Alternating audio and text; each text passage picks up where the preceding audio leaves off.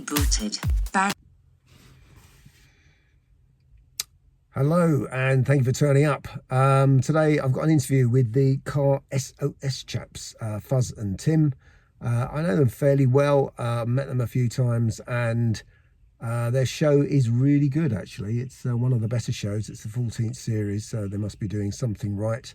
And it contains cars that we like, and they restore them. And it sort of proves that the British car industry is made up of little specialists who do all sorts of jobs, really, to bring cars we like back to life. Yeah, I think it's worth your time. It goes in some unusual directions, and it ends, strangely enough, with a chocolate bar. So that's when it finishes. I won't come back. I will finish it here and just introduce you to it. So that's sort of enough of me. But it's worth sort of 10 minutes of your time because they are quite good fun, and yeah, it's all good stuff. So yeah, like and subscribe and all that sort of stuff, and yeah, enjoy the interview with Fuzz and Tim because it's good. Bye-bye. Right. Hi, James. How are you doing? I'm extremely well. It's very good to see you again, and you're both back for Series 14. We can't get rid of you. I know, we're still here. I know. People have tried. People have tried, but no, it's they've not succeeded yet. Right. Anyway, listen, I've got a chicken katsu burrito. Right. Chicken katsu burrito. That's good. Yeah, man. That's good eating.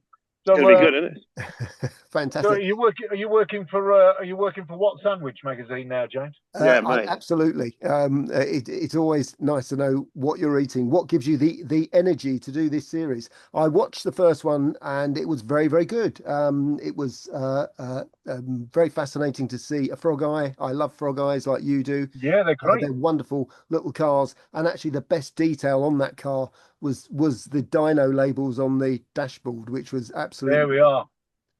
That was like the best bit, wasn't it? Really, of the Yeah. whole thing. Well, I think dyno labels are. Yeah, they're great, aren't they? Are the unsung hero of the 70s and the 60s and 70s car, because loads of cars back then had dyno labels on. Because I bought one on the strength of the dyno labels in there. I went out and bought one the other day.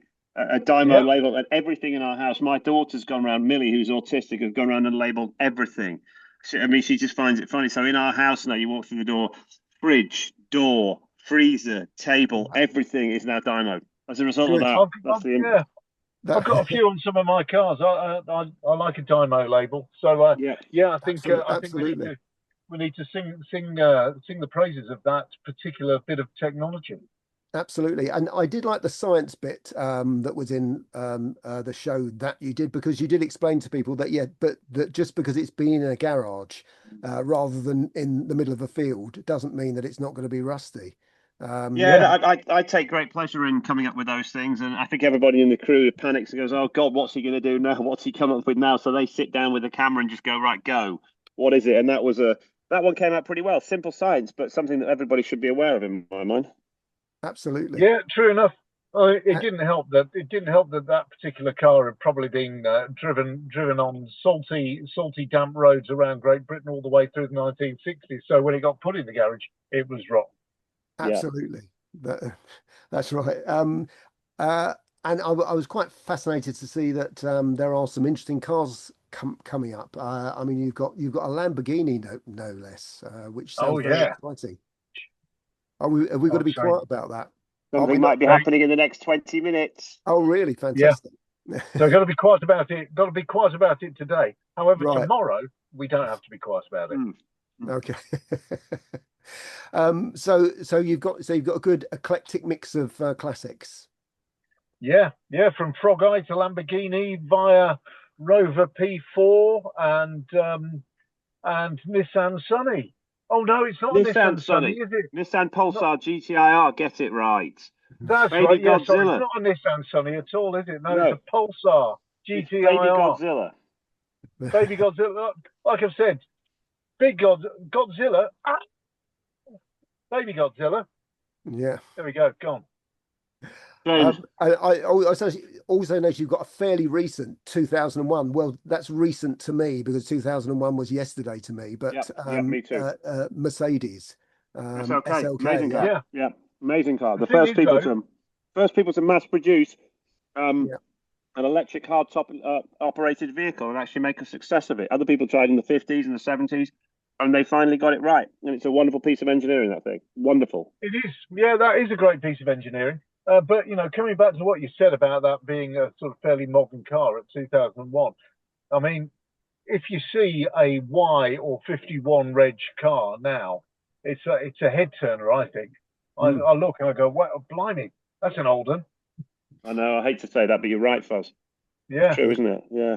yeah. In fact, I was following behind a 55 plate VW Polo or something Mm. like that, just down the M25 today, and I was fascinated by this car that was being driven by a young person.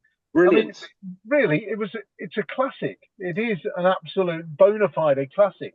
So, I think we have to sort of take into account that, yeah, time is marching on, and But dude, that's why we do this job right here. We might have had, there'll be some young people out there that we've had an influence on, and for that reason, they will now choose to buy a car like that, which is, as you say, a bona fide classic.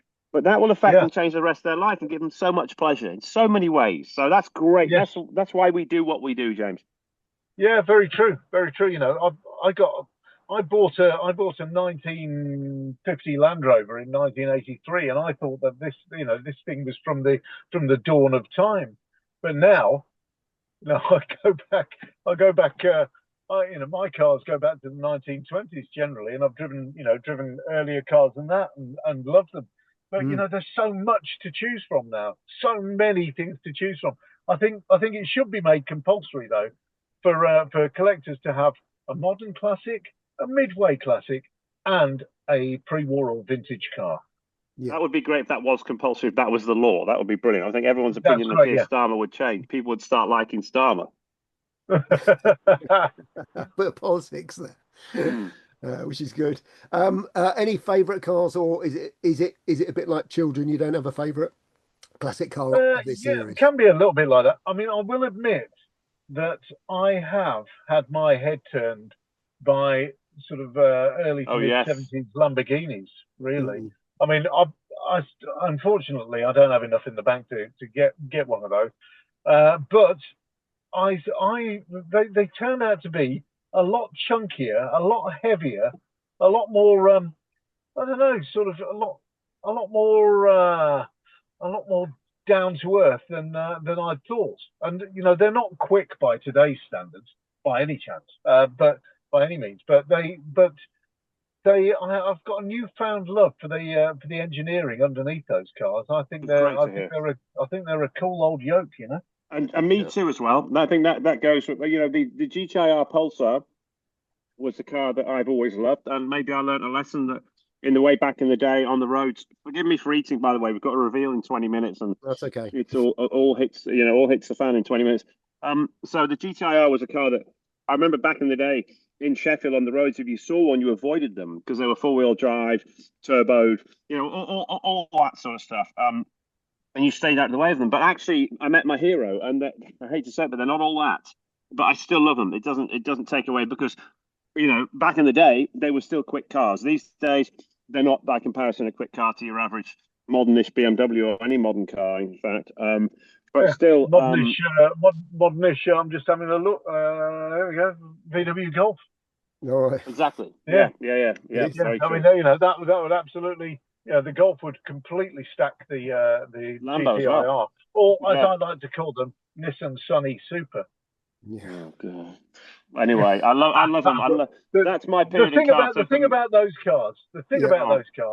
is that the best bit, the best looking bit, is the engine, gearbox, and transfer box combination. It looks absolutely amazing out of the car. It's sculptural. It's beautiful. Yeah, it Then is. you put Yeah, it inside the car. You can't see it. You can't see the best bit of it, and that's I a real agree. disappointment to me. It's like the best. If you're going to get one of those, the best thing you can do is have a really big garage and put it on display just before you finish doing the rebuild. with the engine and gearbox and everything, everything I else, like so you can clip-on then stuff. really enjoy it. Yeah. I'm a 90s lad, and I like stuff with clip-on bits. I like it when you take a hole out of a bonnet and put a massive scoop on it. I like having a massive splitter on the front or a spoiler on the back or deeper set wings on the side and lowering your car 60 mil, whatever it happens to be. That is me as a kid, and therefore I'm still a kid, me through and through. So for me, the GTR was a car that wasn't actually modified by the manufacturer. Sorry, modified by owners. It was actually came out of the factory looking like that. And that is why I've got a soft spot for cars like the GTR, you know, Golf Rallies, Integrales, Renault Turbos, you know, all that sort of stuff. Clip-on bits, plastic Yeah, but fine, whatever. Call them clip-on bits all you want. You're right, they are. They are clip-on bits, but I'm just just a clip-on guy. Yeah, but I mean, yes, that's right. But you know, it's like the inside of the Pulsar doesn't look. It's understated. I think they got it wrong. They needed to make it look really special in there, so that when you're driving the car, you're going, "Yeah, I'm somewhere special." But it looks like your nan's Nissan Sunny with a few more, you know, a few more switches here and there. But you know, it's not. It's for me. I felt it was. I don't know. It kind of let the side down a little bit for me. But you know, I still understand why people like them. But will I ever buy one? Absolutely not. The Lamborghini for me, then. The Lamborghini. We can't tell you which one it is, but yeah, I think we'll both agree that the best car of the series, this one, is the Lamborghini. No, that's a very cool car. Yeah, I like them. I like the mechanical spec. I like the fact that they're heavy, they're chunky. They're a bit more of a thing to drive, a bit more of a GT, I think, than an out-and-out sort of track car in general. Although I suppose your modern, what the modern one's called, the Terrarium. The aquarium, the Temeraire. Temeraire, that's it, yeah. Temeraire, yeah. So the Temeraire. So you didn't find that it was made of pasta or anything. It was actually quite a solid old thing. Yeah. Oh God. Yeah. Absolutely. I think they are.